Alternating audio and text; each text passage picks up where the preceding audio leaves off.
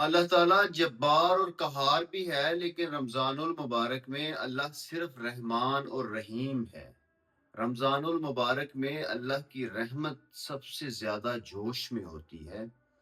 اور اللہ تعالیٰ عطا کرنے کے موڈ میں ہوتا ہے، دینے کے موڈ میں ہوتا ہے۔ تو دو بہت بڑی رحمتیں رمضان المبارک میں جو اللہ تعالیٰ نے ہم پر فرمائی، ایک اپنے کامل اور اکمل کلام کی تکمیل فرمائی،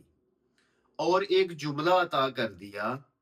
کہ ہم نے کوئی خشک و تر ایسی چیز نہیں چھوڑی جس کا تذکرہ ہم نے اس میں نہیں رکھ دیا۔ تو حدیث مبارکہ ہے العلم النور، علم روشنی ہے، تو یہ ایک پہلا نور جو اللہ تعالیٰ نے زمین پر اتارا،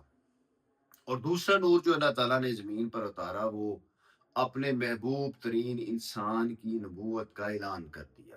جب اللہ تعالیٰ نے یہ سوچا کہ میں سارا کچھ انسانیت کو دے دوں، جب رحمت اللہ کی انتہا تک پہنچی تو اللہ تعالیٰ نے اس محبوب ترین ہستی کی نبوت کا اعلان کر دیا، اور یہ دوسرا نور ہے جو اللہ تعالیٰ نے زمین پر